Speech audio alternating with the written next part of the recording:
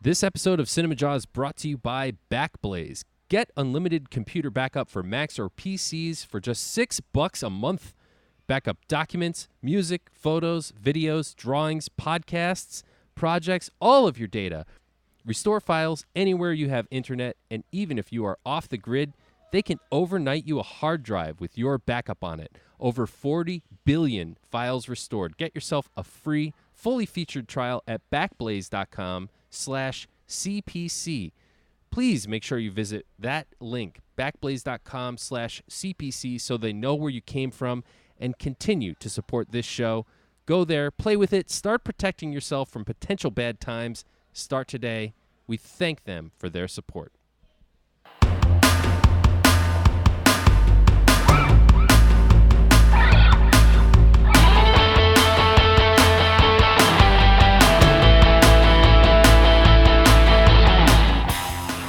You're listening to Cinemajaw, the greatest movies podcast ever, recorded on location at Cards Against Humanity in Chicago. My name is Matt Kay, and with me is Rod, the movie guy, and sitting behind the glass is none other than producer Pat. Hey guys, how's it going? This week on Cinemajaw, Matt, we break up. Oh man, We get separated. this is a tough thing we're going through, Ryan. We get divorced. We'll make it out the other end. It'll be okay. Can we stay friends? We'll see. Do I get to be Robert Smigel as the mediator right here? I get the cat. Check. We are covering this week on Cinemajaw our top 5, I guess you call it favorite, breakups, separations, and divorces films. Yippee. Woohoo! And to help us, you heard him there for a second. He's going to be joining us. A returning guest, Matt Kay. Yes, Don Shanahan is back. He is the director of the CIC, the critics group that we're a part of, Ryan, as well as the writer of a blog entitled Every Movie Has a Lesson. Yeah. Very, very happy to have Don back on the show. Fellas, thanks for having me. I appreciate it. Can't wait to talk to Don some more. This is going to be exciting. Besides that, we have more going on, don't we, Pat? Yeah, this week we are also going eye for an eye on Frozen 2. And we have reviews of Marriage Story, hence the list, and Charlie's Angels. Yes, and there's another new movie opening up that I was able to catch at Toronto, and that is A Beautiful Day in the Neighborhood, starring Tom Hanks as Mr. Rogers. So I thought this would be a good time for Matt, you to take Don on in Tom Hanks cast movie trivia. And Okay. because Tom Hanks is so well known out there, like people know Tom Hanks movies better than they know most actors' filmographies. Right? Sure. So I decided to make this really tough, and I changed it up here. All I'm going to give you is Tom Hanks and one other actor, and you name the movie. And instead of Challenge accepted. the normal 8 questions, I went 10 deep on this one. Oh, wow. So Okay. this is a special trivia segment. I like it. All right. Plus, we'll have a Hollywood headline in there as well, as there was something rather interesting that we've sort of discussed before. Right. And it's the coming Congress. to fruition. Yeah. Yep. So interesting. That's a foreshadowing. And if that wasn't enough for you, Jawheads, we are still celebrating the great Woody Harrelson all month of November. So let's start right there with a Woody Harrelson fact. All right, today's Woody Harrelson fact. When Woody Harrelson was making White Men Can't Jump, the producers hired Bob Lanier, a retired Detroit Pistons center, as a basketball coach. Harrelson, who had played some basketball in college, was bragging to Lanier about what a great basketball player he was. So Lanier invited him to play a little one-on-one. Harrelson later described it as the most embarrassing 15 minutes of his life. I can believe that. Bob Lanier is good. The actors always think they're better at sports than they are, right? Mm-hmm. And then when they're up against a pro, not all that good. No. Good movie, though. White Men Can't Jump. It is That underrated. is high on the Woody list for me. Have not revisited in a long time. Yeah, I got it's to been a watch long that time. one again. All right, so moving the show along here, Matt. As you mentioned, Don Shanahan has been on the show 2 times prior. The most recent was very early on in this year when we were covering our top male performances. That's right. Of 2018. He is the director, one of the directors of the Chicago Indie Critics. and his blog is Every Movie Has a Lesson. Yeah, definitely. Don, welcome back to Cinemajaw. No, thanks for having me, fellas. It's always nice to be back. I can't wait for trivia. Can't wait for this new Hollywood headline part to it. And I hope to mediate your breakup and see what I can do to keep you guys together. Yeah, that's what we need, Rye, a good mediator. A good mediator. I like that. You know, it's weird, though. But this is like a marriage with this guy. I know. It's fun to watch you two go, let me tell you. It's annoying sometimes. It's very annoying sometimes. We actually had a nice healthy argument today on Slack as we prepared for the show. Oh, okay. Yeah, it's crazy. So, how is everything going over at the website? So far, so good. I mean, it's the busiest month of the year. So we are just, swamped with different parts and different things. I've also picked up some side work where I've been writing since the early summer, late spring, at a site called 25YL, 25 Years Later. It's kind of a catch-all genre site. It's something where it's the first time in a long time I've done like edited work for an actual boss and editor and things like that. And some of the crux of the site itself is that it's called 25 Years Later. So they like to do retrospective pieces on things that are turning 25. So it's been a big 1994 year this year, and they like to kind of. It started as a great vintage. I know. So a good year, by the way. One of the best. I know. So they kind of go there, but it's also the place started as a Twin Peaks site, kind of a Twin Peaks tribute site. And it's kind of turned into this all-genre little site. So it's through this past year, it's grown about double in viewership. It's up to about 180,000 visitors a month. It's one of the largest site I write for, definitely bigger than my own. And I've enjoyed just kind of bringing my movie reviews over there. I'm their first Rotten Tomatoes certified critic they've ever really had, so I've kind of brought their level up to that. I've been able to kind of fly their flag with some of the reviews I do and all that, and it's been nice to be a part of just a big team and a big group trying to get them more just on the level with movies, kind of improve their film division, because they do a lot of television, they do a lot of genre stuff, but to be able to bring more people there and in, and I've tried to get even our folks to kind of write for it a little bit. Jeff York has done a couple of pieces for him. Leo Brady's done a piece or two for him, some of our crew and our people. So, but no, other than that, it's the kind of month where every time I see a movie, I feel like the next one's better than the last one. They just keep getting better, including the one we watched today. So, I mean, it's just a widow-making row of that kind of thing. But it's been nice to write. It's been nice to stay busy. Work is good on the side, and family is good. And I'm excited about our directions as our fourth year doing awards with Chicago Indie Critics, because we're getting to that time where we're starting to kind of pick our brains and go, ooh, where does this land? We shortened the name of our critic group. We did. Right? It used to be the Chicago Independent Film Critics Circle, and so that's formal. a lot to say. It is. And I used to screw it up on the show left and right, and I'm part of the group, and I would screw it up. So we changed it. We are now known as Chicago Indie Critics. I think that keeps things tangible, easy. That's our handle on different things. It's our email address. It's our website address. And I think that kind of, I think it's an attempt to kind of not just rebrand, but just kind of simplify and streamline what we do. But at the same time, give it open to more things in the future. Like, we by dropping the film word in the title, we have so many eclectic members that do things more than just film. We got some TV people in the group. We have some people who have interest in music. Brian Thompson does album reviews over at the Young Folks. So maybe someday this opens things up to, all right, we're based in film now, but can we get bigger? Can we do more? Because entertainment seems to be blurring so much where, there are film level quality projects that happen on TV, happen in music, happen in other mediums, where I think we can all kind of just, not as much as we're founded on being able to shine a light on the indie end of it, the hard to find stuff, the buried treasure and all that.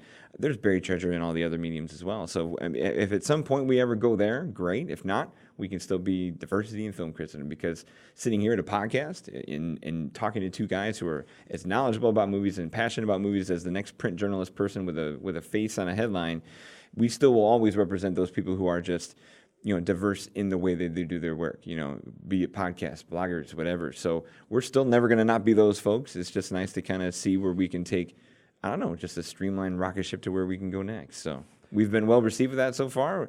The PR people love us and all that, because it is easier to say, and I think our members so far are so good like it. Yeah. So for the listeners, if they wanted to catch all of our members in one area, there is actually a website that they can go to. Huge credit to Matt for making this happen. But ChicagoIndieCritics.org is our kind of our main hub to kind of advertise ourselves and all that. But we also use it as a place to promote our members' work. Every time, thanks to fun apps like IFTTT, we have these little triggers where all of our members who have a good enough service or good enough spot to kind of populate their own things on RSS, their current work becomes re-promoted and repackaged and reposted on our website as in the excerpts and things where you can just see our members' work, see have a nice scroll of things so you can see what our people are up to and what we promote of our all people in one area. All in one area, and they can go examine their work, learn new Amplified. people. Yeah, and I know there's a case of beer bet we have to kind of raise our Twitter a little bit before the next award show, and we're doing what we can to kind of just expand How close where are that is. We're getting there. I don't remember. What number did you? We I think we it were said drunk. 10,000. Yeah, we might be we think we're at 2,000 or Oh 3,000. man, we got to be higher than that. I don't know. I don't want to look right now and make you feel Hey, bad. on your own Jawheads show. listening, follow Chicago Indie Critics on We need Twitter. it, yeah. I want a case of beer He from wants Don. a case of beer. Yeah. And how's everything going at your own website? Every good. movie has a lesson. Real good. It's been fun. An odd little thing this year is I've started to get a lot of solicitations, and they're weird, but at the same time, to do like guest editorials. I've had these like little writing students and first time writers like, hey, I just want to be published. Can I bring an editorial to your blog? And I said, I'm a DIY blogger myself. I can't pay you, but if you need the place to get published, I don't mind it as long as your topic is about movies and it doesn't make me look bad.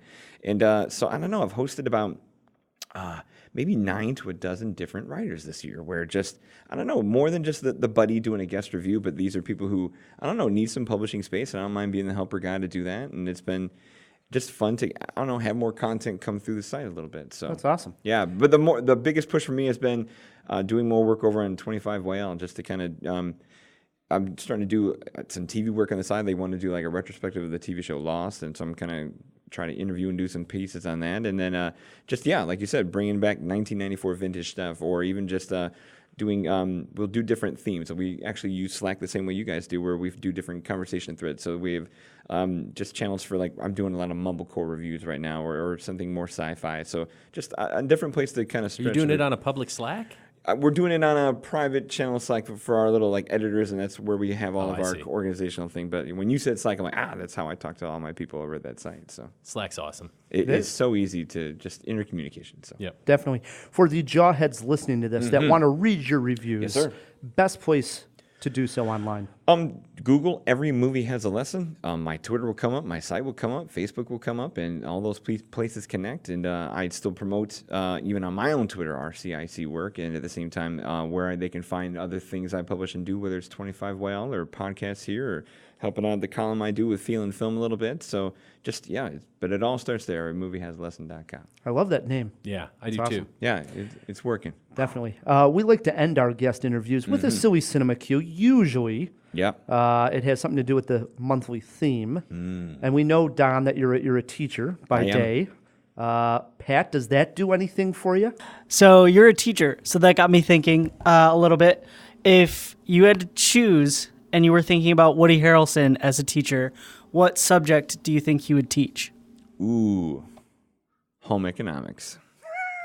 Let that man. Wait, so he's making brownies is what you're talking about. Yeah. Let that guy, just his drawl, his swagger, his slowness. He's not a PE teacher. He's not going to teach any content. He's not going to teach it right. But I tell you what, make him do some brownies, teach you how to carry a kid. All those are those things where you have to carry like a doll and a baby or an egg and make sure you don't break it. And that's how you like practice raising kids, or make that guy tell you how to balance a checkbook or learn how to sew. I would just love to see Woody like have no patience in the world, but like, we're just going to fix this right here as it is, and just bring his droll into things, and it just be, home economics. Absolutely. That was more of a Gomer Pyle than a Woody Harrelson. Yeah, I got no It was a bad impressions on Woody. that. It was a real bad That was Woody. a really bad Woody. Sorry, I got no help on that one. All right, so Don is sitting in on this entire jaw. He has his top 5 favorite films about breakups, separations, and divorce. It's going Such to be an interesting. uplifting topic. Well, to when you get see the a movie holidays like kicked Marriage off. Story, like we just came from, which we're Yeah. going to review, it tied in so well that did. we do got it. And really, there are some great movies going over the yeah. list. So Yeah. And you know what? Just to give a little bit of an uplift here, sometimes if you do go through a breakup, and I hope nobody listening ever does, but it happens, watching a good breakup movie is a bit therapeutic. I completely agree with that. It's very cathartic to get through a movie like this and go, you know what, I'm in a better place. Yeah. You know, they might not be there. I've been to that place, but at the same time, I'm out of it. I'm walking around. I'm all right. You know, You so- walk out of the theater and you realize, hey, I'm still alive. Everything's okay. Yeah. there you go. There you go. Before we get to Marriage Story, we do have an eye for an eye this week. What do we got going, Pat? This week on Eye for an Eye, we're talking about Frozen 2. Anna, Elsa, Kristoff, Olaf, and Sven leave Arendelle to travel to an ancient, autumn-bound forest of an enchanted land. They set out to find the origin of Elsa's powers in order to save their kingdom. The film stars Kristen Bell, Josh Gad, Idina Menzel, and Evan Rachel Wood. It is directed by Chris Buck and Jennifer Lee. The pair also directed the first Frozen in 2013. I was a fan, I'm not going to lie, of the first Frozen film. It caught me off guard. I don't have kids. I went and saw it really just for critic reasons, you know? But I went and saw this you have to movie. say that because then you're not the ball And creeper I in a totally- theater watching, sitting around parents and kids. Amber Alert. Loved Yep. it, right? I was a huge fan. There's no doubt. It was a Disney and not a Pixar, which was refreshing, something that really came out. But at the same time, was I screaming for a Pixar 2? No. And I think it was like 2 years ago, we got that Pixar short, it was before a Pixar movie. Yeah, it was Olaf's Big Adventure. Yeah. And it's it like really, 20 minutes too. really rubbed me the wrong way. And ever since then, the whole Frozen movie doesn't have such a good feeling anymore to me. I'm not looking forward to it. I know I am going to see it next week and probably review it on the show. But honestly, it's an ignore for me. Matt? This is interesting, fellas. Frozen was a phenomenon in my house. It caught my older son, Parker, at just this perfect age, and the song Let It Go, we listened to it in every language it was recorded in. Like, I liked the movie quite a bit myself. I really did. I must have seen this thing 25, 30 times. Jesus. Easily. I mean, we just put it on. So just a couple days ago, went ahead and watched it again. And here's the thing. I don't know if it holds up. The music is still fantastic. But we've had subsequent movies like Moana since then, which I think are just vastly superior. And I agree that Olaf short was a big downer. I'm interested in Frozen 2. Oh, my. He always sets us up. He always sets us But up. I'm really scared, and I'm probably going to be disappointed. What's next? They're going to go to a spring forest? I know, right? Yeah. What's an autumn-bound forest? Is it wrapped in little leaves and potpourri? Like, hey, we bound this with a ribbon of autumn for you. You know? All right. No, I thought the movie. I'll tip my hat. The movie was progressive for its time. A different way of doing the Disney fairy tale thing. Powerful music for sure, and all that. I have absolutely no interest in seeing this movie. None. You know, it just looks overdone. Too much. You're doing, yeah. Too late, too. Too late, too much. The kids that liked it are what now? Way older. 4 years older. It's just, and I know that's the production time to make these movies and things like that, but I don't know where you go next that doesn't feel like things you've already done before. And it's just, some things just don't need a sequel. But you got to let it go, man. Yeah. Pat, let it go out Pat, the where do you door. fall on this one? I'm going to agree with Don on that. Yeah, not it. I'm going to ignore. And Ryan. Yeah. And Ryan, yeah. 3 ignores for Frozen 2. Matt, interested, even though he was probably the one bashing it almost the most, and then turns around and says, I'm interested Well, I in just Frozen 2. got to be honest here, fellas. Wow. I kind of want to see what happens. I Yeah. won't even see it for press. Won't. Speaking of new movies, Matt, Noah Baumbach has been directing films since 1995 when his debut feature, Kicking and Screaming, came out. Since that time, he has been directing some of the best indie films to hit the big screen, from Greenberg to Francis Ha, from While We're Young to Mistress America. All of them feel personal, all of them feel real. His latest film, now playing in select theaters and on Netflix December 6th, is entitled Marriage Story. Matt Kay, our guest Don, and I went to the the theater to check it out. Charlie and I are getting a divorce, Mom. You can't be friends with him anymore. Gee, Mom! Charlie Bird! Mom! Mom? Mom! What? You know, most people in my business, you're just transactions to them. I like to think of you as people. Oh, okay, good. You remind me of myself on my second marriage. Baby, I'm amazed the way you love me all the time. This is not the first time Noah Baumbach has dealt with divorce. One of my favorite films, The Squid and the Whale, saw Laura Linney and Jeff Daniels go through a separation. This time around, it's Adam Driver and Scarlett Johansson. I think what shocked me the most here is that the idea of the divorce really opens up. We see it instantly as soon as the story comes on screen. I was under the impression that we would see how they got to the divorce, but the movie opens with the idea that this couple is getting ready to be separated. Well, I'm glad. I should say separated and then turns into a divorce. And what we see here is we get the vibe of how these two people fell in love, and the reason they probably fell in love, that they still care for each other, that all relationships at some point go over difficult times. Some deteriorate, some are able to weather that storm and continue. And I think this is just such an honest and just heartfelt story of a complicated situation that so many people go through, come close to, or can't quite get through, but that happens to many people around. And I'll just say right up off the bat, the acting in this movie is literally phenomenal. I don't think I've seen two better acting combinations, and I'm speaking here of Scarlett Johansson and Adam Driver. I don't know if I've seen two better performances in the same movie in 10 plus years. I was blown away by how good they were.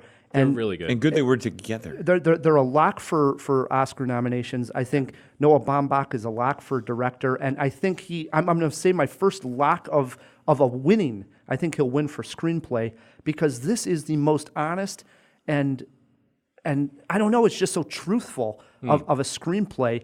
And you even said, sort of jokingly, that was one of the scariest movies I've seen in a long time. Yep. But I'm not joking. Yeah. I'm right there with you. But let's get there. How honest was this? How did it make you feel? Move you? So I have, knock on wood, I have not been through a divorce. Certainly been through breakups in my life, and I think that having known people that go through divorces, I've seen all these things. I've seen it turn ugly. I've seen it be sort of amicable and parties part and everything's okay. So I've seen it go both ways, but that's all just sort of my observations. The movie felt very honest. It felt very real. Nothing was too fluffy. I disagree with your screenplay assertion. I don't know that it gets a screenplay nomination. It sags in the middle. It sags big time in the middle. It picks it back up, but man, I think you're dead on with the acting, because those two, and frankly, I think Driver was really even better of the two. If I had to pick one, I agree with that. He has this scene where he breaks down, and he's been so strong prior to this, and it's devastating. I mean, bring a box of tissues. It's a tough scene, but it's so real, raw. I love that they provided tissues for us at our press screening, like branded tissues. It should be noted. So this probably came from the studio. We got Marriage Story packaged tissues to bring into the theater for you. It gives you an idea of what kind of film you're about to see. Right. Don, you were moved. I saw you. I was, man. Wipe some tears away. I hope you don't mind me. No, saying don't mind that. a bit. No, mind a bit. No, I'm with you. This is one of the most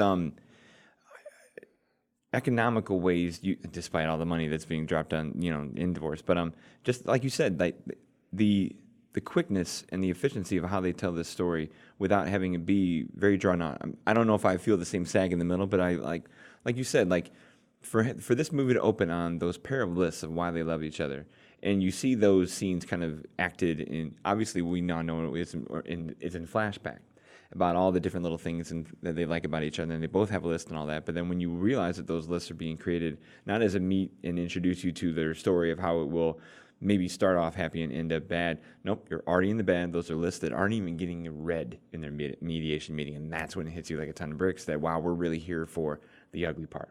We're not here for all the happy things that came before it, and that's quite a challenge to get through a movie like that and still have that very fleeting moment of brightness about where these two people have come from. Can that sustain or hold the whole movie? Because you're going to find a place where, inevitably, because of divorce, you're going to have to choose sides, and where you feel like you can sit with, and where you feel like you can identify with. And I still feel like you said it best, where the honesty is there, where both have their flaws, both have their faults, and both are very honest about where they end up. And I think Noah, at the same time with the screenplay, is very honest about where those people can end up as well.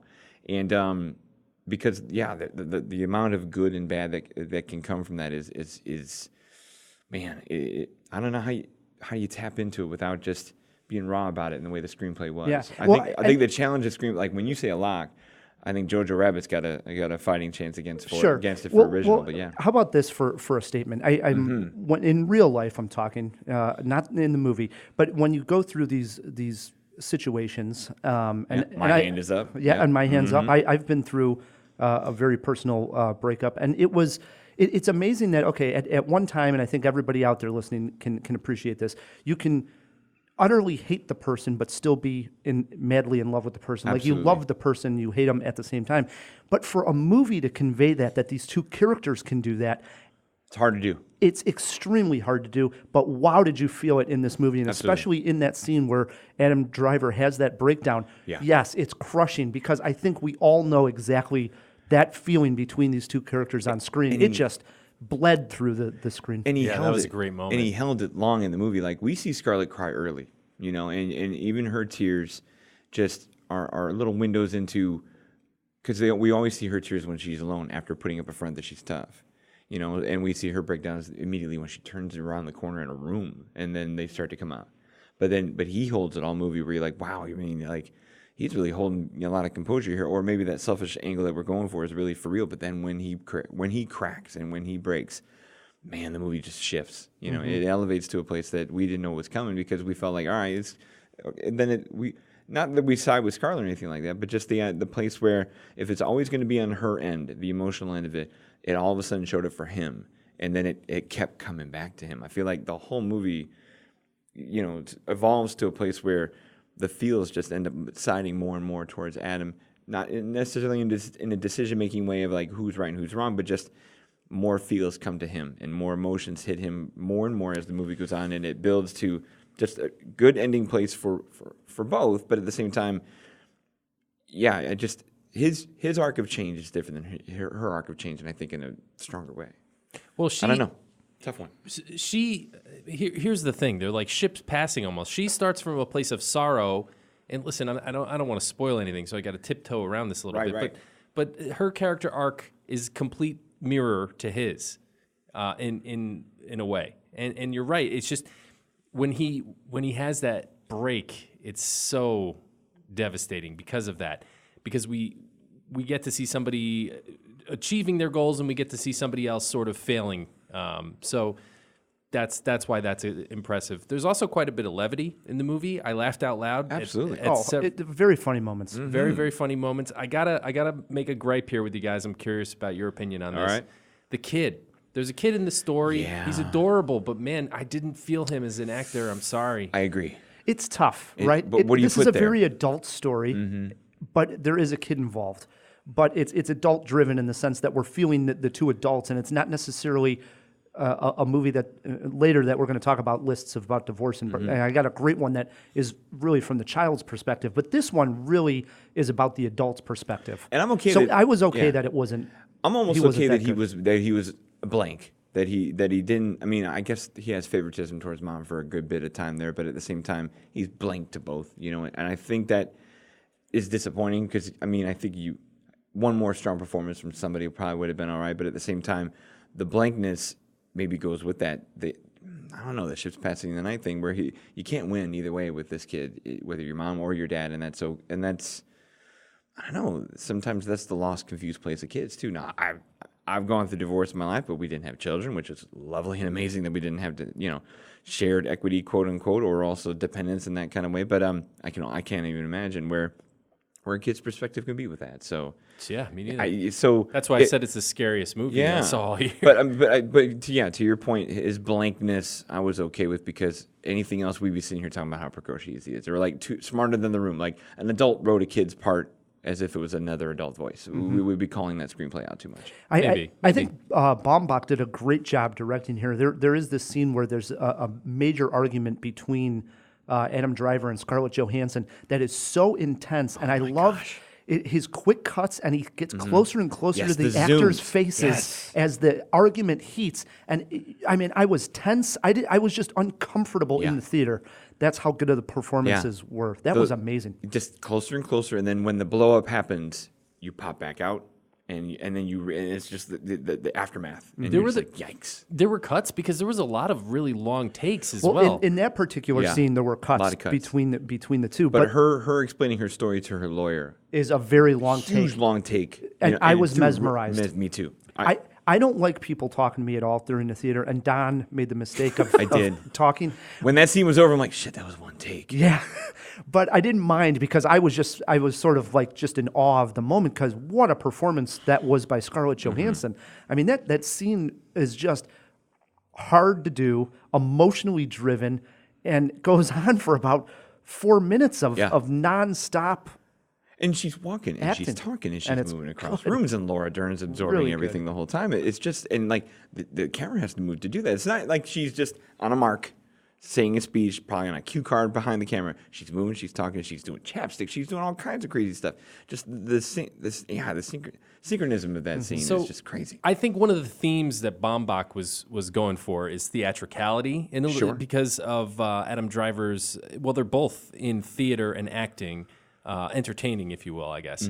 And she explains in one scene that she can never bring herself to tears on stage, but yet she can keep that composure of not crying, and that's the moment you were talking about earlier. She turns the corner, and you can tell that was all she took that completely in stride, and just boom, that comes tumbling down. Man. So there was a lot of that particular scene in the lawyer's office felt like we were watching a stage play for a couple of beats. Or even when the lawyers have to get their teeth out and the fangs come out and they have the argument in court between was the two also lawyers. great. But like That was even great. that scene, you're like, all right, this is a lot of dirty laundry being aired out. And then all of a sudden, that scene zooms back. You're like, wait, you're in front of a public court with like 3 other cases behind you. Like, oh my God, all that crap came out, and a whole bunch of people are watching. Like, it was uncomfortable as it was, and then all of a sudden you're like, wait, all that is aired out for everybody. And the judge is just this little meebly judge that just can't do anything about it. Like, I'm just going to assign you to a different thing. And like, to have all those barbs and swords come out, and you're doing it in public in front of all these people and strangers, and it just that they hid that to the last moment of that scene. Like, wait, oh geez, Oh man. So I got one more thing, Go ahead. very quick. We're talking about the emotion he's able to create. Baumbach's able to create. With the zooming on the faces. Also, just the framing of characters when he brings in, there's an observer who has to come in and watch each parent as, And we only see Adams. We only see Adams. It's a shame, I think, actually. But I agree. it's so uncomfortable. And I think a lot of that you got to give credit to the actress in that role, but a lot of that is just the way it was framed. And I actually thought a lot about Matt during that scene because I thought, so boy, uncomfortable. Exactly. I thought, God, if that was Matt and someone was observing him making man. dinner and taking care of his kids, it would be Matt's worst nightmare.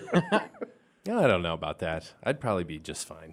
So we mentioned her, and I do want to say I love Laura Dern. Boy, is she phenomenal in everything these days. Everything. Not that she hasn't been in the past, but it just seems like she can do no wrong right now, and she was excellent in this movie. Yeah, and she's spinning that, she's spinning that game of like, oh, everything's okay, no problem, we'll just do this, we'll just do that. And she's got, of course, the outfits for days, and just as primped up as she is to do the dirtiest work possible, Oh, man. Yeah. Rounding out the cast, Ray Liotta and Hilarious part. Alan Alda. Yeah. Alan Alda. What a gift. Yeah, Alan Alda was a gift. It was a treat. He's getting on, but boy, he acted the hell out of it. I don't know if his shake Trembles? is, I don't know if does he have Parkinson's in real life and he's acting through it the way Michael J. Fox and Muhammad Ali did, or is that a tick he put in the Can we character throw just that for in the fun? fish tank, see if anything is, I is wonder medically that, like, wrong with Alan 'cause Alda? if I'm he's- not sure myself. If he's pulling a Michael J. Fox and acting through it, wow. Yeah. If he's doing that or even if he's like adding that as a character tick. Either Brilliant. way. Either way. Jeez. Wow. Well, I mean, he's quite elderly at this point. He's got to be we've- upper 70s. Maybe even in his 80s. Throw that in the fish Yep. tank as well. The How age of- old Alan Alda is? But he's on TV in the 70s on MASH, right? So here's a guy. He's trembling in the movie. It was distracting at first right away, but then I sort of got used to it. You're right. He's just acting through it. He's fantastic. A couple other small touches I wanted to mention and get your thoughts on were there's this wonderful shot of them taking the train together when they're already separated and they're Adam Driver is standing, and this might even be on the poster or used in the promotional But he's standing on one side of the L car. She's sitting on the opposite. Well, it was the subway, dude. The It was subway, New York. Yeah. and it was in New York. And it really hit me because the train's sort of representing life and time as it's moving along. And these two people are just on it, and now they're on the opposite sides of that train. Dialogue. Unbelievable shot. No dialogue. Just look at it, and everything. Yeah. Everything's His posture, there. her posture, the movement. Yeah. The framing. Speaks volumes. They're on the does. same train car, but a whole world apart. Exactly. And then another great moment was where Alan Alda, who is playing Adam Driver's lawyer, is telling this ridiculously long joke, and he's being billed for, by the hour, right. right, as lawyers are. And all of a sudden, you start to hear the clock ticking, but then they cut to like the next scene, and that same clock, you can still hear it faintly ticking for a while. And again, I thought it's still the life is going on, things are moving, and stuff happens, and you gotta get through this somehow. So it was quite amazing here, Marriage Story. We obviously seem to have all liked it here. We like to go, and we just came from this, so sometimes it's tough to come up with a movie poster quote right away. Do you got anything here, Don? I do. It is absolutely perfect and absolutely rough at the exact same time. Like, flawless movie in terms of writing and acting, but it's almost one of those movies you almost can't recommend to some people. Like, there's some people who cannot handle this movie. So yeah, absolutely perfect and absolutely rough at the same time. I was just going to go with divorce lawyers suck. True. Right? I could see that right on a poster. You're making my lessons for my review for me right here. Check. Got it. Matt, you got a movie poster? Oh, man. I'm trying to come up with something clever along those lines, like don't divorce this movie or, something like that. Yeah. You won't want to leave your seat. There you go. That's the best I got. All right, we're going round robin. We're doing here. this off the cuff, Jawheads. Very off the cuff. We did not write this. How many jaws here, Matt? We're on a 4-jaw scale. Right, 3.5. I think this is a very good movie. I did feel a little bit of lag in a couple of parts. The acting almost gave it that last half a star. Don? I'm the full 4. I think it's amazing. Yeah, as good as advertised, as crushing as advertised. Full 4. I'm also going to go full 4 jaws. I think this is one of the best films of the year. You guys are just hands down. all on Noah Baumbach. That's what it is. Well, I've always been a fan. I'm not. I dislike this guy's stuff. Like, what was the last one with Adam Driver and Ben Stiller? While We're Young? Couldn't stand it. Hipster's Dream Theory movie. I'm like, it was annoying as heck to me. So for him to go from that movie with its weird episodic things to something this is so sturdy mature, and solid. and so honest. This is his best, without question, for me. It's going to be fun because we'll see Adam Driver and Scarlett Johansson on the awards circuit all awards long for this. They deserve it. Is she a dual nominee? Is she a lead nominee and a supporting nominee for Jojo Rabbit? I don't know if she gets it for Jojo Rabbit. Yeah. Might miss Although it there. that scene where she takes the soot and gives herself the beard to be the dad, and that was a great moment. It was. This will be that. You know what this will be? This will be that second role that's like the boosting thing on the resume to make this main role be the thing. Like the year Robert Downey Jr. was nominated for Tropic Thunder, he had Iron Man in his back pocket. Brad Pitt's going to get nominated this year for Once Upon a Time in Hollywood. He's got Ad Astra in his back pocket. So she's got the sturdy resume. It bodes well, yes. 4 jaws from Rye the Movie Guy and our guest Don, and 3.5 for Matt K. Again, it's in select theaters. It will play everywhere you can stream Netflix starting December 6th. So check this one out, Joe. Yeah, it's definitely worth a spin.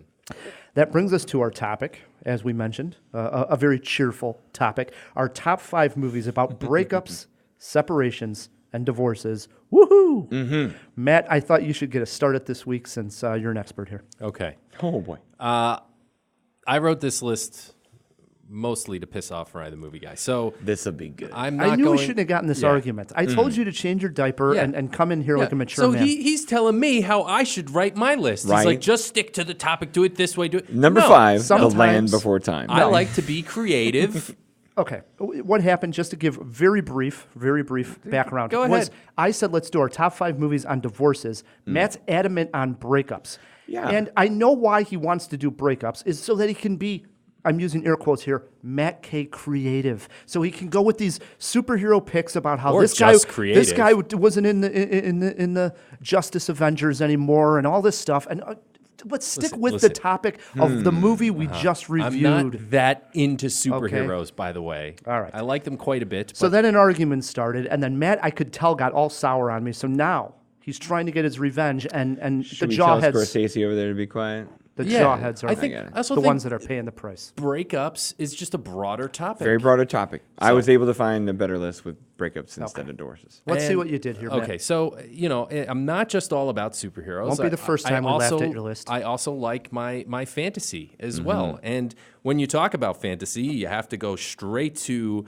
the godfather of fantasy, the best fantasy story ever told of all time, which is of course The Lord of the Rings. But I'm actually going to The Hobbit, and if I want to get super specific, I'm going to go to the original animated version of The Hobbit, when the One Ring breaks up with Gollum and goes to Frodo instead, or Bilbo in this case, excuse me. And this is number 5. Yeah, When- We're, this is we're in for terrible. a treat right This is here. terrible. When Gollum screams, "Precious, where is my precious?" Oh my God! I mean, you can feel the pain of a love lost. I mean, I can feel the pain I have right now. oh my boy. God, it was Yep. such a tremendously sad It's in the breakup. lower region below the waist, right? Right, is right. awful. You guys loved that movie. Oh my Don't sit here goodness. and pretend you didn't. I knew I Matt do. was going to go but is it a crazy with breakup? these. Yeah. No, it's not a breakup. It's not only a breakup. not a It's the breakup. most I knew he was gonna do important this. breakup in the history of Middle Earth, Don.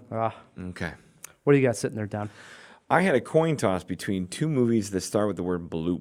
I'll throw an honorable mention to a movie, another Netflix movie, Blue Jay, with Mark Duplass and oh gosh, is that I'm gonna get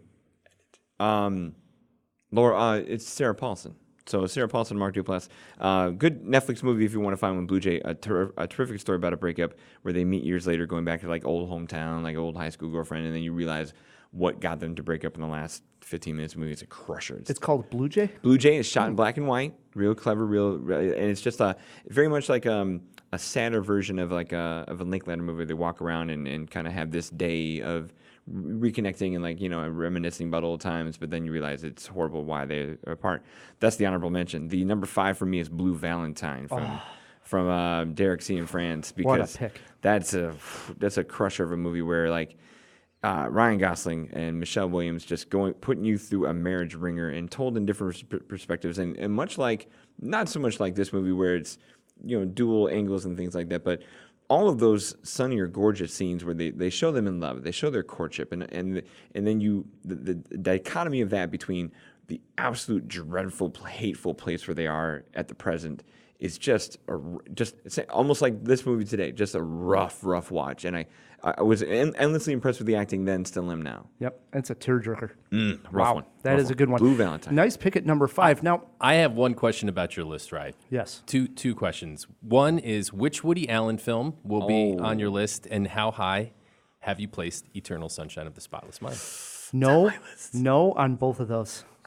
You really use some self-control today. So at the top, I had here that this was my Kramer versus Kramer list. I wasn't going to talk about that movie either, and I've talked about Eternal Sunshine of the Spotless Mind a lot, and yeah, you could go Woody Allen. I talk about him all the time, but wow, does Noah Baumbach draw from a lot of Woody Allen, a lot of influence even in this movie. My number 5, I went comedy, believe it or not, 2004, but it does turn into a dramedy. Sideways by Alexander Payne. Yeah, that is a great one, dude. And here, at the premise, you have Miles, who's going to take his friend out, played by Thomas Hayden Church. Probably his best performance. Easily. To Napa Valley, because for basically his bachelor party. But the what's happening behind the scenes here is that Miles is going through this separation, and that he is just devastated on this trip, and so much so that they don't want him drinking, too much wine, because he's going to, start to go to the dark side, and he's going to make these phone calls, and he's now been told that his ex is going also to the wedding, and she's dating someone new, and this is driving Miles nuts. But what's great about it is it always takes that spark, that something new, that fresh of breath air to change your mind and remind you that there's other things in life out there, and that happens when Virginia Madsen's Maya shows up in Miles' life. What a wonderful film, and definitely centers around divorce. I'm not drinking any fucking Merlot. That's right. It's a good one, Ryan. All right. At number 4, I have one came out in 2014. It is a musical, guys. We talked about ships passing in the night in the Marriage Story movie. Very much intentional in this one. You see a relationship come apart. From one character's point of view, we start at the end, and from the other character's point of view, we start at the beginning. The movie's called The Last 5 Years. It is my number 4 film as well. Wow, how about this that? is great. It's a really good one. It's odd because it's a musical. Anna Kendrick. Yeah, at the peak of her powers. At the peak of her, but she may still be toward the top anyway. Oh yeah. But then that was like right after Pitch Perfect, where like you see her, do the bubbly thing, but then she comes and does this amazingly dramatic work. Yeah, and same thing. I love the structure of this movie, where very interesting. Since we're sharing this number 4, I'll go with you. But you're right. Like her story starts at the worst and ends at the brightest. His story starts at the brightest, ends at the worst, and that duet in the middle is just gold. They're just that powerful about 7-minute song together where they meet in the middle. I think it's their wedding, as a matter of fact, and it's just gorgeous. Yeah. You talk about it some more. Go for it. No, man. That's pretty much all I had to say. It's very unusual. Yeah. It's not for everybody. If you're into musicals, I say this is one of the better ones, especially therapeutic, I would imagine, after a rough emotional breakup. Mm-hmm. Chicago-born play as well. Like this started on the stage, and he got to run in New York, and it became a movie later. Jeremy Jordan, who we normally see not do any singing on Supergirl, and then of course Anna Kendrick being the big star here. But yeah, really solid movie. I'm not a musical guy, but I watched that, and it was the centerpiece film of the festival a couple years back. It was so, but yeah, this is one of those little undersea movies I always recommend to people, and I think it's on Amazon Prime, as a matter of fact. So streamers can go look it up that way. So yeah, I like that one. We shared the same nice number pick. 4. It's one that I actually forgot about, and as you mentioned it, I remember watching it and being very suitable impressed for as this well. theme for sure. Totally. Very suitable. My number 4 comes from a very underrated film that came out just last year, 2018. Saw it on a couple of lists pop up, and that's why I love those year-end lists, because I'm like, I got to catch up with this movie. It's written, directed, and stars a gentleman by the name of Jim Cummings. The film is called Thunder Road. I have not seen Thunder Road. And it opens up. It was based on basically a short movie that he had done just on this opening monologue, and that monologue he recreates in this feature film. He plays a police officer who is at his mom's funeral, and he's there to say some nice words, and it just turns into one of the most awkward scenes ever. I mean, he botches the soliloquy, but it's just not so much where it's played for laughs. It's played where you actually just feel bad and embarrassed for him, and that feeling like when you see that happen your live, face gets hot. Yeah. Right? Yes. Oh, is it terrible? But what we then come to find out is his character is going through this divorce in which they want custody of his daughter, and what that's doing to him inside. And eventually, he loses his job. He's asked to, go on leave from the force, and all the things that are building up to it, because he might, he's got his issues, but his ex-wife has probably even bigger issues in this particular case. But has no one to talk to now. He's just off by himself after coming out of this relationship. It's funny. It's sad, it's tragic, but it's so heartwarming at the end. Thunder Road, wonderful film, hidden gem. I'm telling you. I've never even heard of it, to be honest. I've heard of it. It's Friends and Praise that I've seen on the list. You've seen it before, but I just haven't caught it. Yeah, I need to. Nice. That was my number 4 into our 3s. All right, at number 3, John Cusack is a guy who gets broken up with quite often in his career. I mean, I'm not saying anything about him as a person, but he gets broken up with in like every kind of movie. Yeah.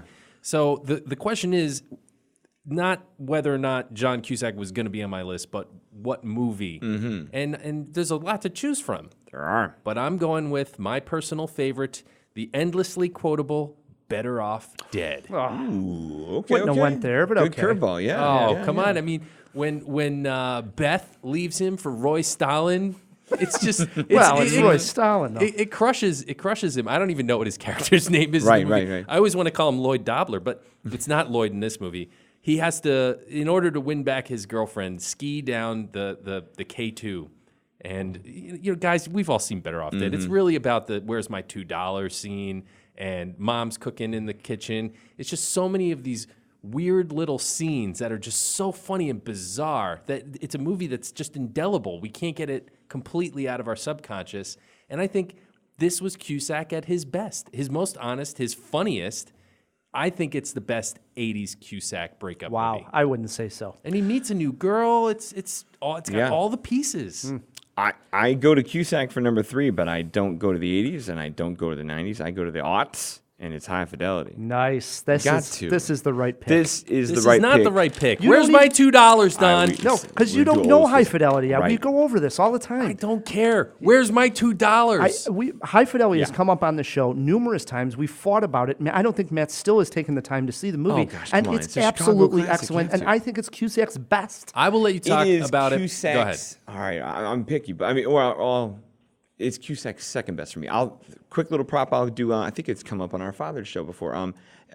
Grace is Gone is my Cusack best, but this is easily his widest and best. But no, I did High Fidelity because just the tailspin he takes creatively, socially, and personally with that breakup there, and he goes back to every breakup he's ever had, like just the volume of breakups in that movie, and to set it all to music, to set it all to personal story, and it's a Chicago nugget. Come on, we're sitting here in Chicago. It's a must. That's the best. And Cusack. look, we're doing top 5 list on Cinemajaw, and he loves lists in the movie. So he's always like top 5 breakups, top I'm 5 stunned breakup it's songs. not number 1 on somebody's list. Yeah, but I mean, seriously, if you were going to go something other than Better Off Dead, you got to go Say Anything. Nope. I mean, No. it gave us High that Fidelity. song. High Fidelity's That still better. one moment. High Fidelity's High still Fidelity is better. a whole movie of that He's song. It's the whole holding- movie he's- of breakups is He's High holding Fidelity. the Thank you. boom box over his head with Air the... high five.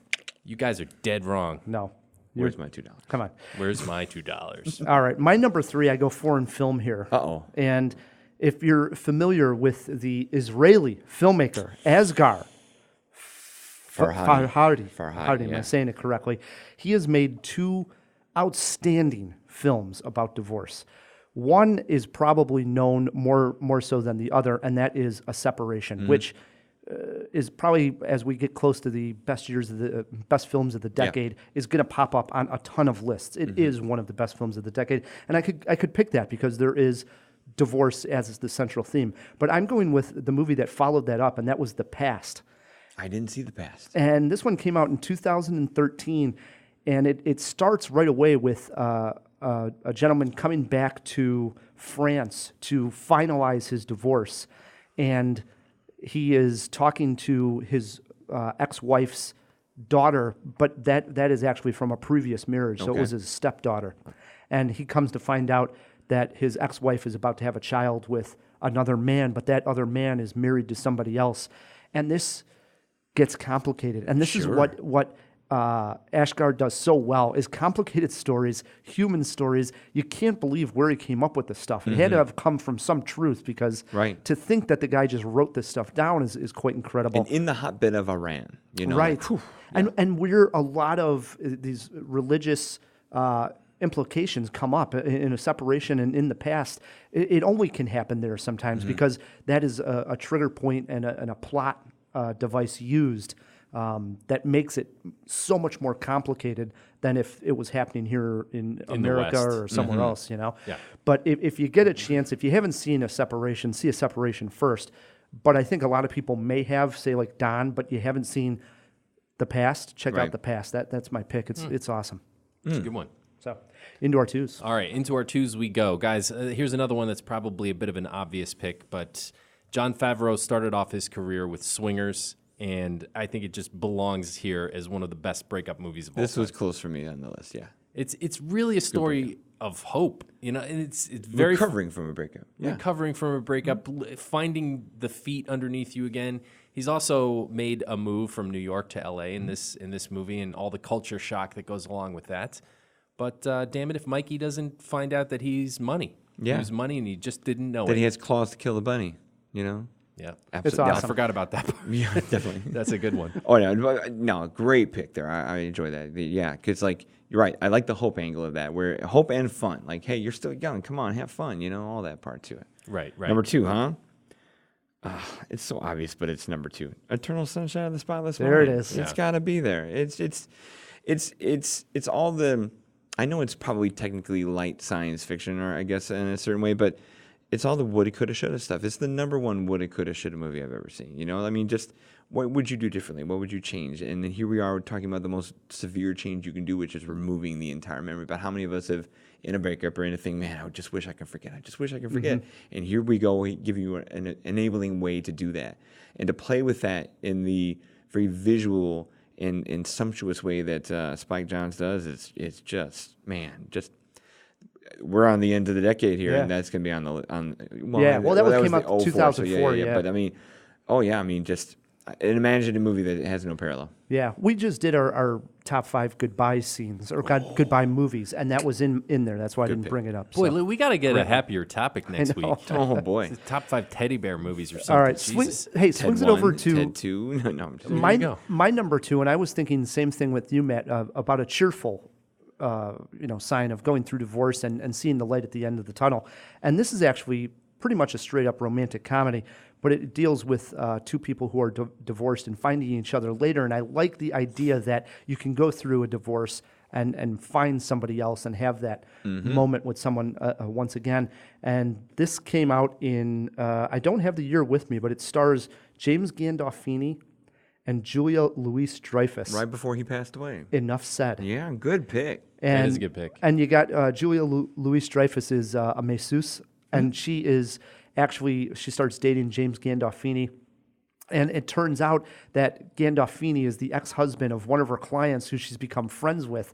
And she doesn't realize that until way later into the movie. That all the vitriol the customer's been saying about her ex is the guy she's Right. dating. Great premise. It's fantastic. And then you have this whole moment where she's a divorcee with a daughter getting ready to go to college, and you get that empty nest vibe. And, I know friends who have had, divorced parents and lived with their mom, and that whole angle that we don't really see in movies too well explored before, where she's going to be all alone. This was sort of her one companion before she had met James Gandolfini, was her child, raising that child, and now off to college. Yeah. What a moment that is for somebody who is a single parent. I doubt. love Enough good Said. pick. So if you haven't seen it, well worth a spin. Indeed.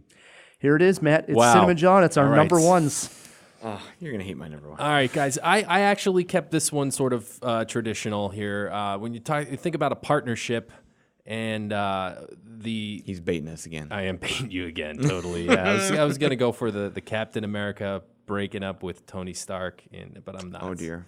No, this is a traditional divorce movie. And probably when you talk about divorce movies, it might be a bit of a short list, but I think you have to put this one at number 1, and it is War of the Roses. I love this movie. It is a comedy. A lot of it's played for laughs, but it's so much about just the explosive ways that a contested divorce can end up. And kind of exaggerated for sure. Danny DeVito directed this, if I'm not completely mistaken, and his comedic sensibility is all over this. It's dark, funny, sad, and Kathleen Turner and Michael Douglas at their absolute best. And man, these two had some chemistry. I mean, of course, we had Romancing the Stone and the not-so-good sequel, The Jewel of the Nile. But there was a moment in Hollywood when these two were the it couple. Yeah, they were. And War of the Roses is probably their best work together. I guess you go Romancing the Stone, but I think you go War of the Roses. I think you go War of the Roses. Because that's all cartoon stuff in the other one. So They're both fun for me. Yeah. I like them both. That's a great pick. I figured that would be your number 1 because I know you love that one. I love that movie. Peeing Don? on the Fish. number 1 breakup movie, Casablanca. Yeah, that's a good one. Right, It's- Casablanca Don It's over my here. number 1 movie of all time. But that is, a long form breakup of if I ever see that woman again, and then bang, here he sees this woman again, and then of course in the larger setting of the war and all the intrigue they put to it, where she's there with her husband and he still wants her, and maybe she still wants him, and and then of course the long flashback scene of how their romance came to be, and then the rain on the letter at the train station, and all the different ways that he's just pissed. And don't play that song again, and just the zillion moments of that movie where it's all about breakup, and at the same time, even when you get a chance to maybe get that back, or maybe get revenge, or maybe get retribution, or just comeuppance, and you don't, and you become the hero of the movie. So yeah, Casablanca. Can't argue when that pops up as a number one. You just can't do it. For my number one, I wanted a film I hadn't discussed. I don't think I've ever discussed it on Cinemajaw, and it is about divorce. And I mentioned seeing it through the child's eyes and the consequences that a divorce can have. 2012. If I give you this cast, Matt, you're going to tell me you're interested. Julianne Moore, Steve Coogan, Alexander Skarsgård. Yeah. All right. Julianne Moore for sure. Absolutely. The movie is no. What Macy Knew is the name of the movie. What Macy Knew. I've never seen this one. Never heard of it. Based on a book by the same name, and Julianne Moore plays a rock star, like a lead singer of a rock group. Oh, like literally. Literally. And Steve Coogan plays an art dealer. So they're in that like artist realm. They have a daughter who's 6 years old. And Steve Coogan ends up having an affair. You can just tell that the relationship wasn't going to go anywhere. And he starts to have an affair with the babysitter and ends up, I believe, marrying the babysitter. So Really? then Julianne Moore right away has to, like, sort of one-up the ex-husband, right? So she gets into this relationship, and it's with Alexander Skarsgård, and she doesn't really like him either. It's more one of these just trying to get back, and you know, the back and forth. And the kid is constantly having to go from one new couple to the other new couple. Well, what happens is neither of these two people really liked, you know, the new person they were with in the relationship. So eventually, when she goes over to Steve Coogan's place, he's out and about, and she ends up hanging out with Steve Coogan's new girl. And when she goes back, the daughter, Macy, goes back to Julianne Moore and Skarsgård. Julianne Moore's out on the road with her band and hangs out with Skarsgård. Well, eventually Skarsgård and the other ex I see where this is start going. to get to Yeah. go. Oh and, my goodness. and it's so strange because the child is just looking for Stability? and parents, people to look up to care about, to be around. And her own parents aren't there time after time again. And it ends up being these basically two strangers. Surrogates. Yeah, surrogates to Macy that end up more or less being her parents. It's literally crazy, heartbreaking. Bonkers. It Wow. is. That's number one. That was my number one. Wow. Yeah. Only honorable mention I had that wasn't mentioned because you guys had knocked a few off there was It's Complicated.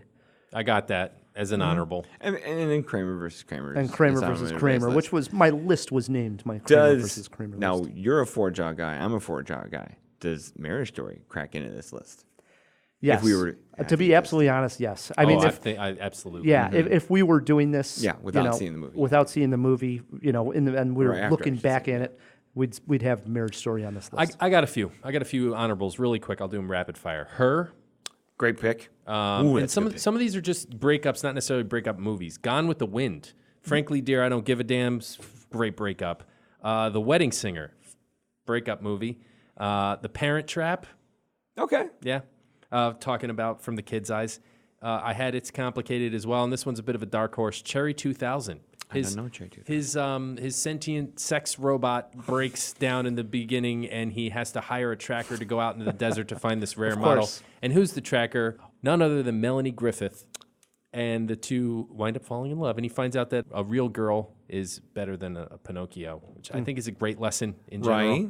I hope so. Let's have that on there. Yeah. All right. If we missed your favorite film about breakups, separations, and divorce, and you have Twitter pulled up, shoot us a tweet at Cinemajaw, or you can always email us feedback@cinemajaw.com. What we're going to do is take a quick break. When we come back, an epic Tom Hanks movie trivia.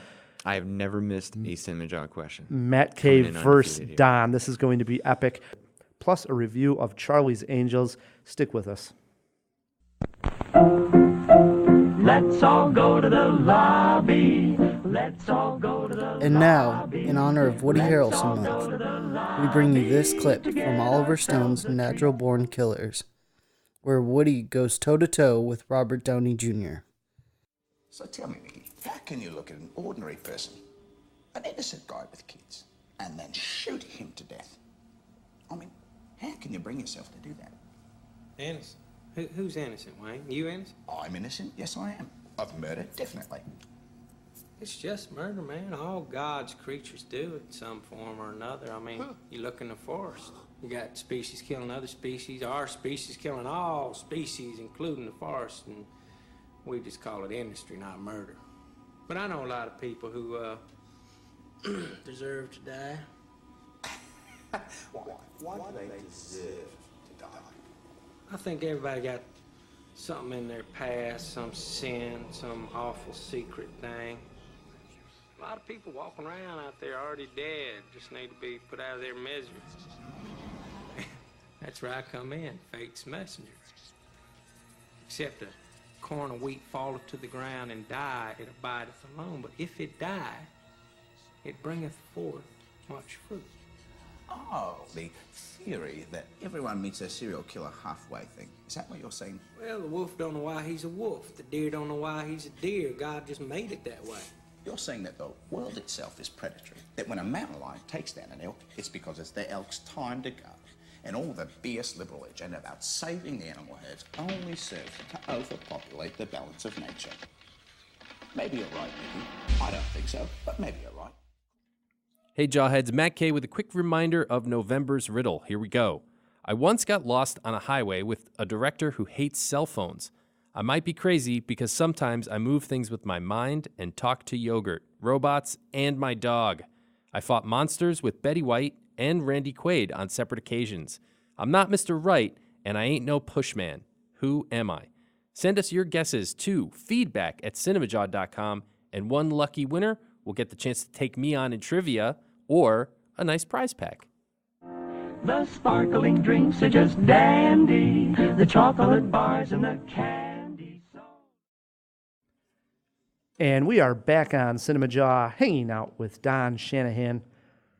The website, again. Everymoviehasalesson.com. Check it out for reviews. Yep. You'll be doing your top 10 at the end of the year. Marriage Story may just make it. I think it will make it. There you go. Exciting. Before we get to trivia and before we get to Charlie's Angels, we did throw a few items into the fish tank, and I know producer Pat wants to swim up to the top and tell us what we got wrong. Let's open up that fish tank. Wait a moment! It's fish! Isn't it? DC! Wake up! Wake up!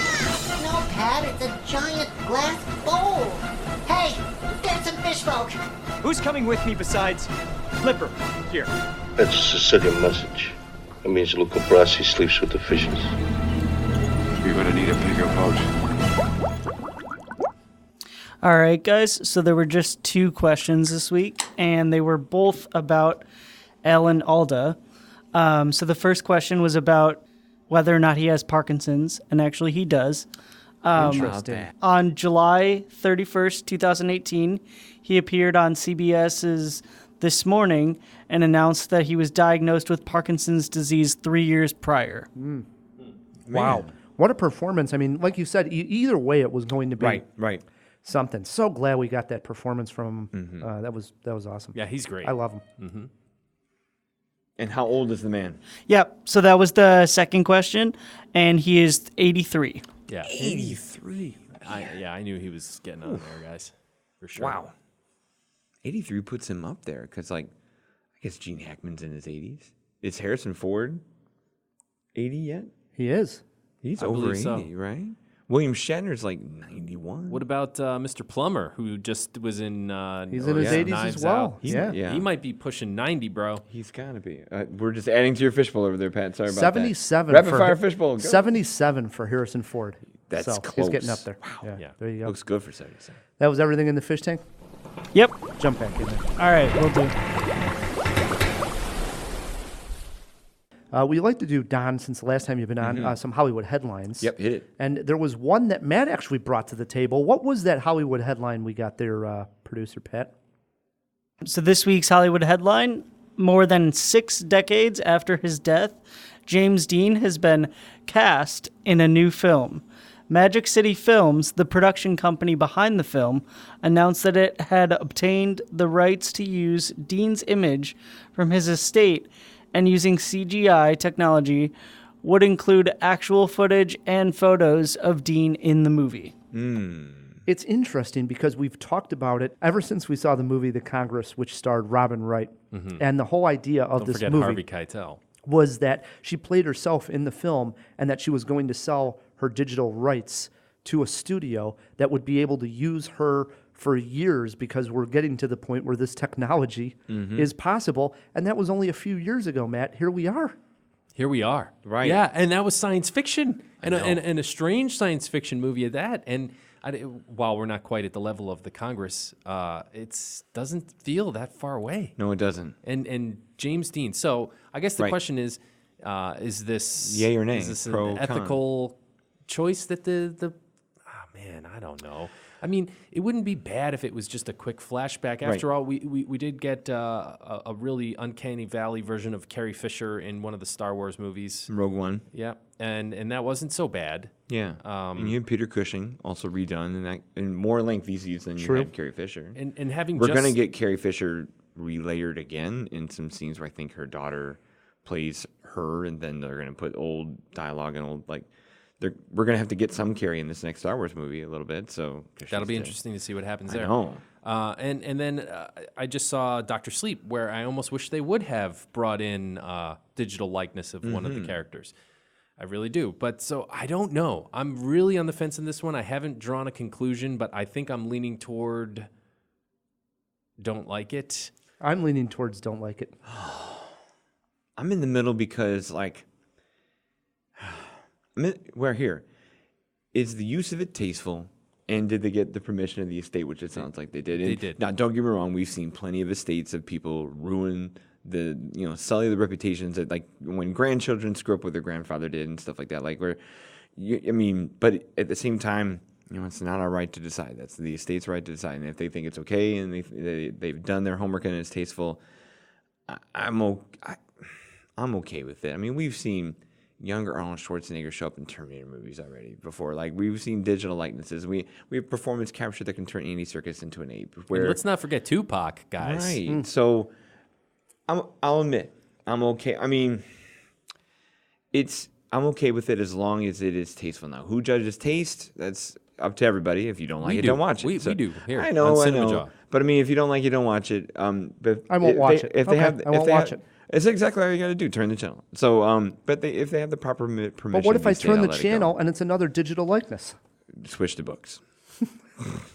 What if they get digital AIs to write books in the tone of dead authors? I'd be okay with that too, because then I don't know. There's enough creative things out there where we were coming here. I'm not surprised this is getting done. I agree. I'm really not. So next year, Marilyn Monroe. She's back. We've New seen her. movie. Have we? How many TV commercials have we seen recreated this? I think the bigger question, merging actors with archival I footage. think the bigger question is Forrest Gump. Is what actor ends up winning the Academy Award as a digital likeness? Who's the first? The first AI to win an Oscar. Yeah, the first AI to win an Oscar. If it's not Andy Serkis, I'm gonna be pissed because he kind of deserved an Oscar. I think it would be great if it was like Corey Feldman. Right. It's just somebody that's like, Right. how the hell? He was never that good when he was alive. Right. But he ends up winning it. Dude, I think this is something that may just happen in our lifetime. So I don't know if it's a case of whether or not you're for it or against it. I think it's inevitable. I think it's inevitable too. So where I make peace is, can you do it tasteful and respectfully, and you get the estate's permission. So there you go. That was our take on the Hollywood headline match. Very interesting. Prickly. How about this, Matt, though? It has been 16 years since the last Charlie's Angels movie, and many people, myself included, wondered, how is the world still functioning? Simply put, we need angels in our lives. Thankfully, Elizabeth Banks has come to the rescue. She not only stars in this latest film, but she also wrote the screenplay, produced it, and directed the film. I went with my friend Charlie to check this fun action movie out. You have a new client? Who is she? I can't sleep at night. I'm the lead programmer on a product that can revolutionize the power industry. But there is a possibility it can be weaponized. Elena, we need to go. No! You're not a waitress? No, I'm Jane. Oh.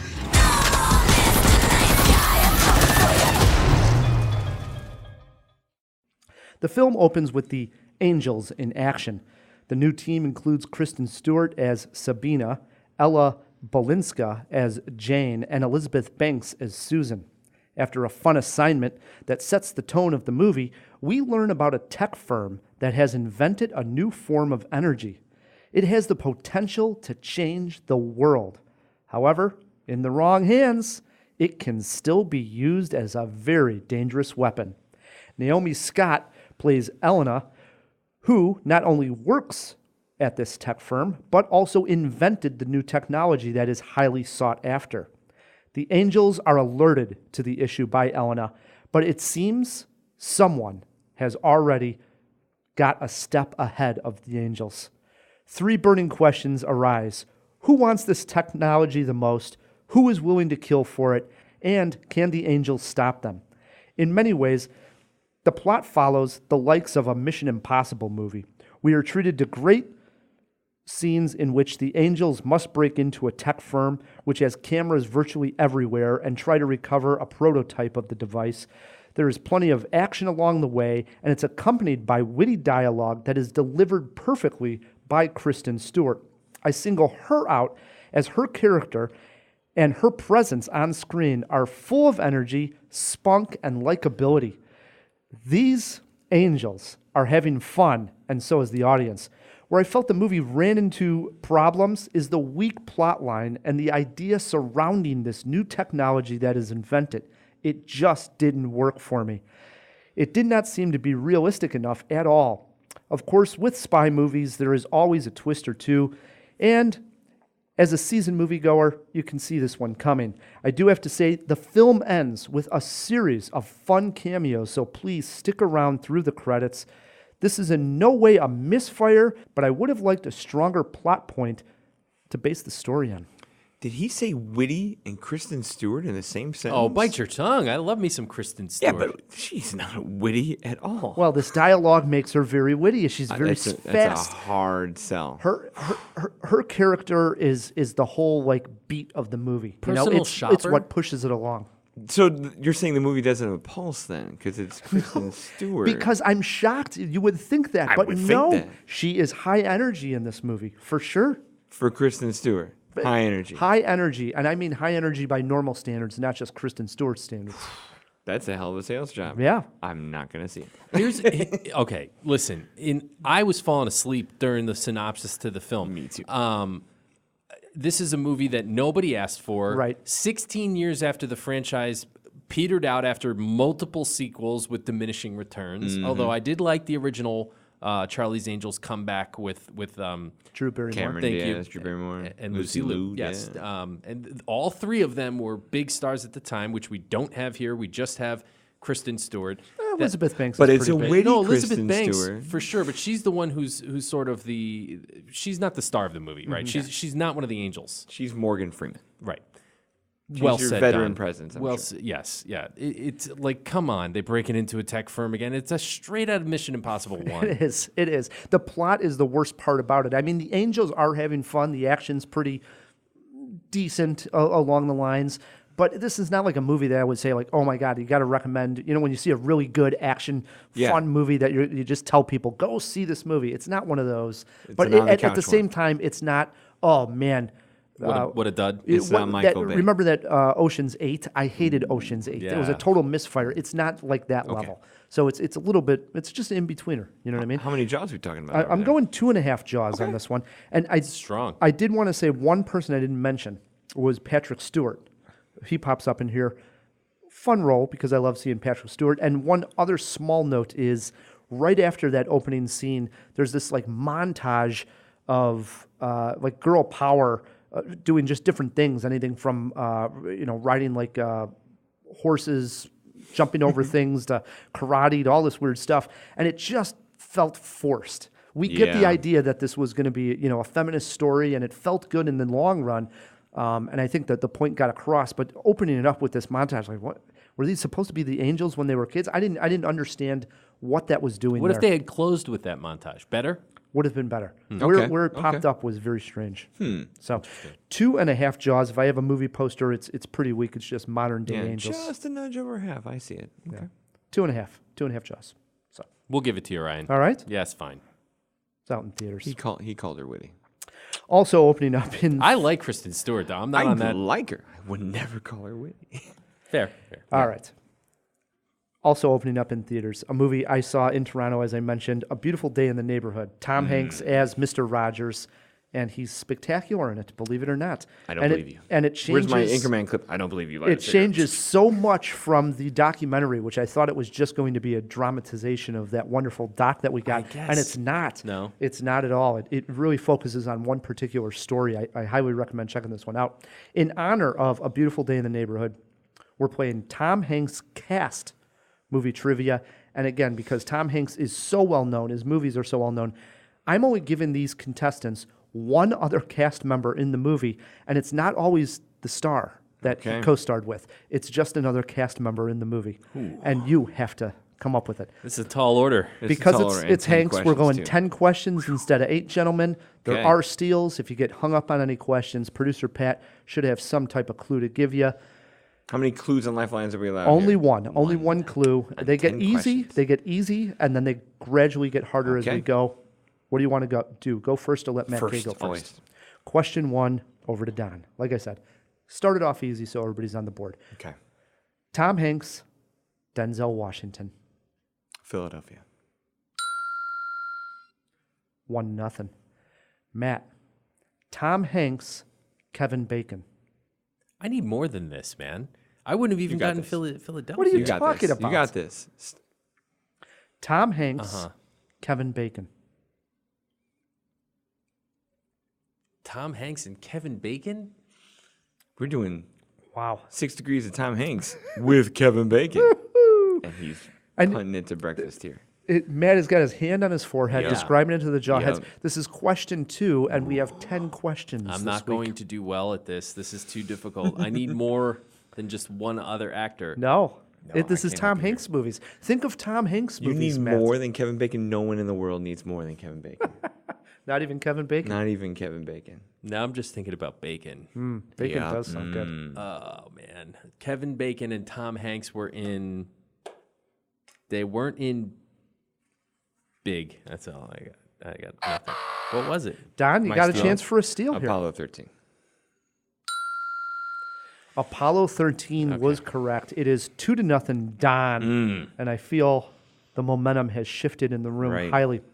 Question 3, over to Don. Are you ready for it? I am. Tom Hanks, Philip Seymour Hoffman. Charlie Wilson's War. I tell you what, if that's the third question, I need to see 10 here. Okay. 3-0, Don. It's a slaughter early. Matt, you got all to the come back clues just strong. like another cast member? That's it. This is Tom Hanks. You should know these, I think. Don obviously does. He's 3-0. He's cruising through. Right. Matt, question 4 is over to you. Tom Hanks, Christopher Walken. And now here's the beauty of me doing the work on the jaw. You have to understand here, Don, because he's worked with some actors multiple times. Yeah. So I had to go through and make sure that You he's weren't having only double worked with answer these here. actor one time. So Yeah, this was 'cause a lot of this work. could be- I don't like to always pat me on the back, but I'm patting him a lot on of the work back. here. This is actually an easy one. It's Deer Hunter. Am I stealing another here? Don, you got a chance for a steal. Tom Hanks Yeah. and Christopher Walken in. Catch me if you can. It's Dude, 4-0. I'm going to get killed here. I got nothing. You already are getting killed. Yes. You missed the tense there. It's 4-0. Don, question 5 is over to him. This is a tough one. I think, get wiped. but maybe not. Don, Tom Hanks, Aaron Eckhart. Tom Hanks and Aaron Eckhart. Matt, do you know who Aaron Eckhart is? Okay, you do know who he there. is. All right. Tom Hanks and Aaron Eckhart. See, I'm just going down Aaron Eckhart movies at this point here. Dead air on a podcast. It sounds great. We can edit. We can edit. Okay, good. But we won't edit because we like this. Aaron Eckhart. Aaron Eckhart, Tom Hanks. What do you got for us, Don? I'm going to need a clue with my lifeline. We're halfway. We're 5. Question I feel like I'm pacing number myself. 5 into the I'm pacing myself. into the fish I'm tank. going to steal his go. lifeline anyway. So. What was the name of that Tom Hanks, Aaron Eckhart Oh, no. film? Just give me a clue and I'll still get it. I know. He's just going to give a clue. Okay. So your clue for this one is airplane. Oh, shit. Sully. Should have had that. They share a cockpit Wow. and Hey, everything. but Damn the, it. but All the, right. the great thing Sweep is the that it's rest. still 5 to Sweep the nothing. rest. Okay. All right. 5 to nothing. Matt, you need the next 5 just to tie him. All right.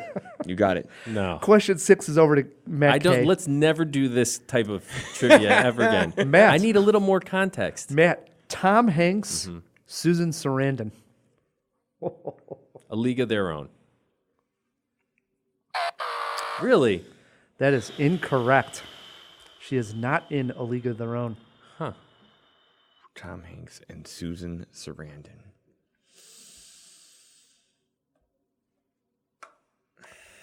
Don, you got to stay perfect here. I know. Jawheads are counting on you here. 3 years of work here. Tom Hanks, Susan Sarandon in what?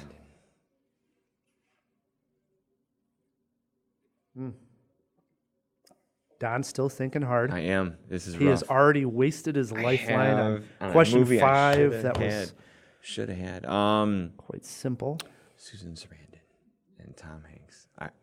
I'm stuck. Hit She it. plays his mom in the movie, right? No? We're looking for Cloud Atlas. Yep. Cloud Okay. Atlas. Dude. That's Big a tricky cast, one. big cast, That's big a cast, tricky yeah. one. Yeah. No, you're digging deep. I like it. Yes. All right. go. Question 7 over to Don. He's up 5-0. Right. Don, Tom Hanks and Craig T. Nelson. Man.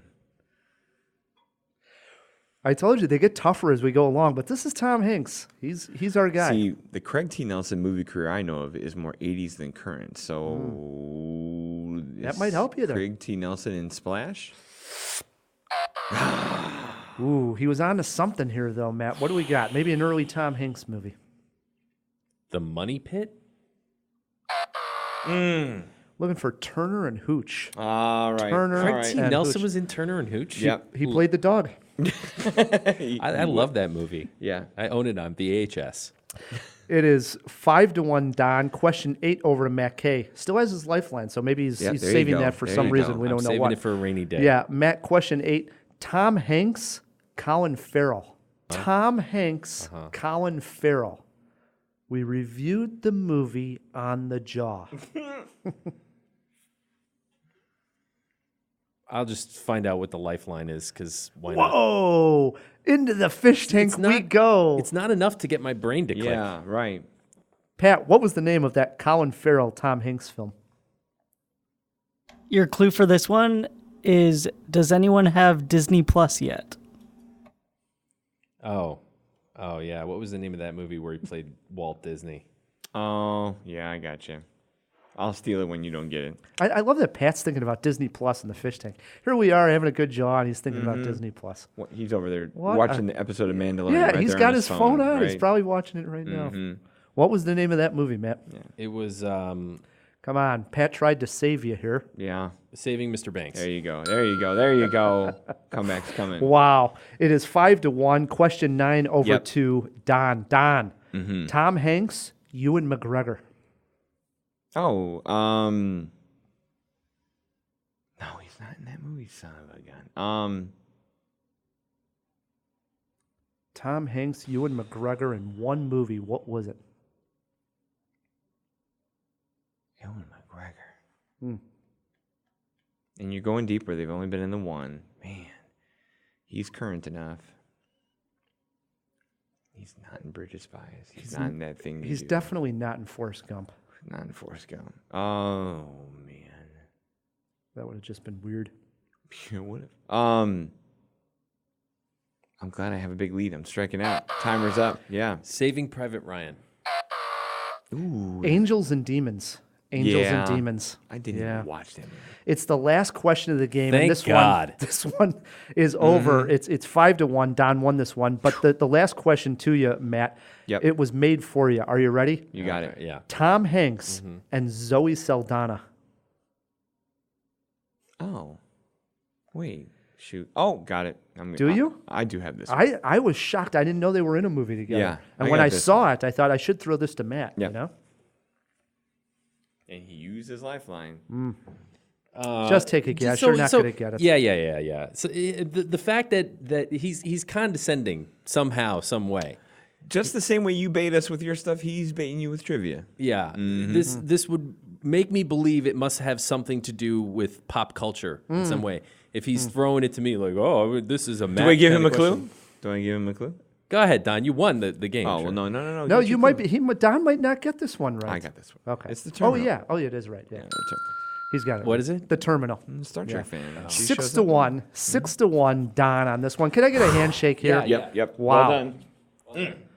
That is really hard. I don't like that at all. I need a little bit more to sink my teeth into. Yeah. I thought because it's Tom Hanks and we know his movies so well, it would be fun. But they're obvious when you say them, and then like, dang it. Yeah. Yep. All right.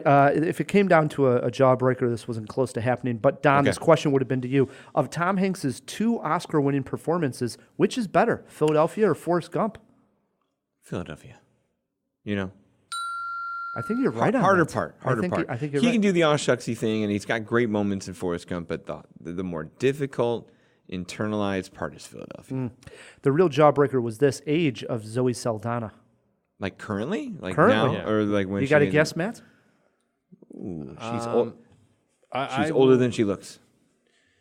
Because she's been at it for a while. I don't think she's that old. The Eternal was 04. I would say she's 38. Lock him in at 38. Don, you got a guess? 37. 41. Damn. 41. She's older for than Zoe. me. Okay. Unbelievable. 41. She's 41. She looks fantastic. She's doing great. She's great. Man. It's vitamins, Don. Yeah. Brings us to the end of a great jaw. And first and foremost, we got to thank Don for coming on. This has been a total blast. Thank you for having me. It's been fantastic. Good movie, good stuff, good list. Yeah, always a blast, A fellas. late jaw, too, since we saw the movie and now we're recording. Yeah. So we got to thank producer Pat, for coming in late to help us record this jaw. As always, it was a great time. So thanks guys. Yeah. Matt, we also got to thank our sponsors.